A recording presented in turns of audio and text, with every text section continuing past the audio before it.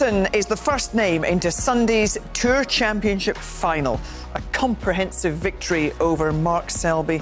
It took less than 4 hours to confirm the win, and an all-round impressive performance.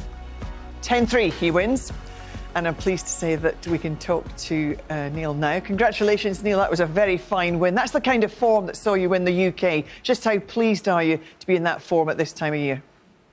Yeah, I mean, I did know what I was doing when I chose not to play in a few events. I think people were starting to write me off, but I know if I'm putting the work in, and I feel very good mentally, and my preparation's going very well before the event and during the event, then I know I've got a great chance. And overall, that was a very, very good performance. I think I found the right balance between attack and defence, which you have to do with Mark. Sometimes previously when we've played, sometimes I've been drawn a little bit too defensive and then get out of my rhythm. But I was very quick to pounce on any mistakes he made, and my safety was actually fantastic throughout the match. My long game was excellent, probably the best it's been.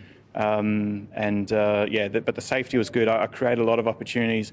Mark wasn't able to return and get the white hard up on the bolt cushion, which left me with some long ball opportunities with my hand on the table. With my hands on the table, then I'm going to go for pretty much any red on the table. Yeah, you mentioned your long game. I was just looking at the stats there. Your safety, 83%, pot success, 94%, but that long pot success, 75% compared with Mark's at 38%. That's what the difference. You need to be hitting these kind of numbers if you're going to take on the best in the business.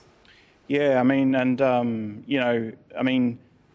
the percentages of his long pot success wasn't bad in consideration, because, a lot of the long reds he was going for, he's kind of forced into them, and the white was on the bolt cushion, so they're very, very tough pots. And I didn't leave him too many sort of free shots to nothings, apart from a couple off my break-off. But we were both really struggling with the break-off today. It was brand new cloth and brand new set of balls, so it was very slippery out there, and it almost felt like a light white at times. And surprising, I think I probably just adjusted a little bit better than him on the conditions today.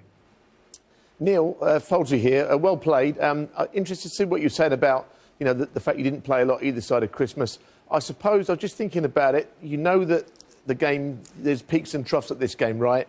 But when you won the UK Championship, you had enough points to be in all of these big events. There was no doubt about your place in the Tour Championship because of all that money you earned in the UK. So I suppose it did give you a sort of a mid-season chance to regroup. Would that be fair?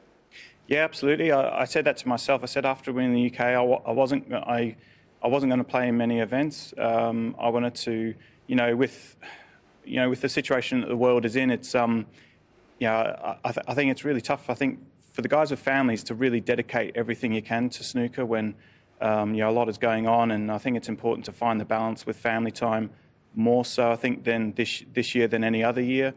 Usually, you can be ruthless and sort of not see.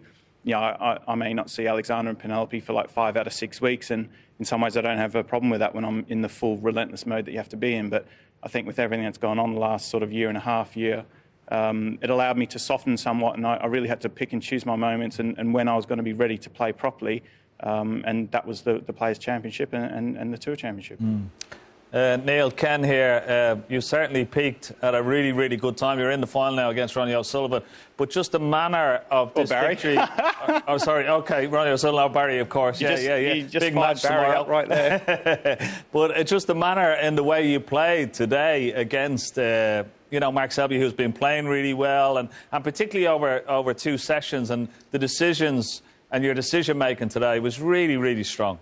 Yeah, I didn't take too much time over the shots. I just tried to play my game, which, like the beating that he gave me in the World Championships, I kind of never felt kind of worse really after a match, because I just knew he dominated the whole proceedings.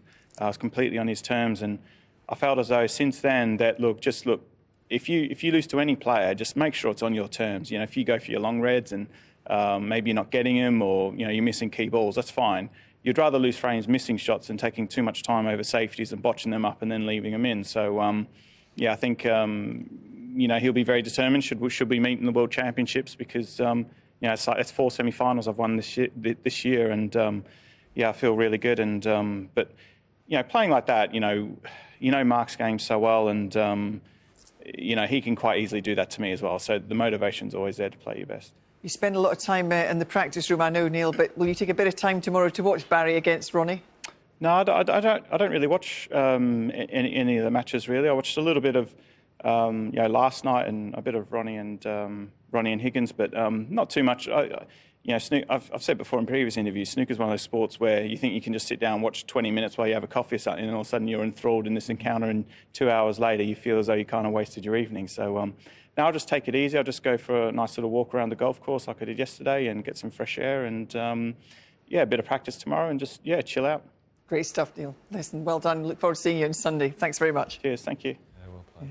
About 10 years ago, I sat down to watch one frame of snooker, and here we are, still going strong, still going strong. Let's just take a look at how Neil won this, though. He played some beautiful snooker today. Yeah, I must say, and the shots that he played, the breaks that he made. I mean, there was one break there, he made a century, and he only took one black of the 15 reds. I mean, this was Mark Selby's last shot, but everything was going into the middle of the pocket. He was very, very confident. As he said, his safety was incredible today, really good, and his long pot and getting them in. And, he was just so confident, wasn't he, Neil? Even the way he was going around the table. He was. It's a hefty win, isn't it, to win 10-3, when you think that Mark Selby did the same to Kyron Wilson. If you looked at a horse race here, the form is absolutely rock solid, He's playing great stuff again.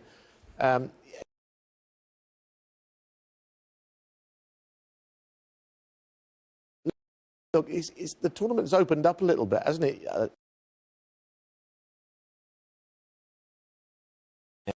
Now, I mean, Ronnie O'Sullivan is in the other half of the draw. He's got to play Barry Hawkins, who he's got a 15-2 success rate against. And we've seen him beat Neil in a couple of these finals as well over the last couple of this series. So, there's a few people sort of itching to do well, with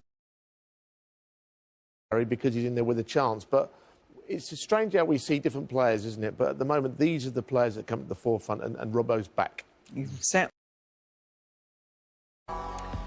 And confirmation there that Neil Robertson is into Sunday's final and will play the winner of tomorrow's semi-final between Ronnie O'Sullivan and Barry Hawkins. It just wasn't Mark Selby's day today. He's been talking to Rob Walker.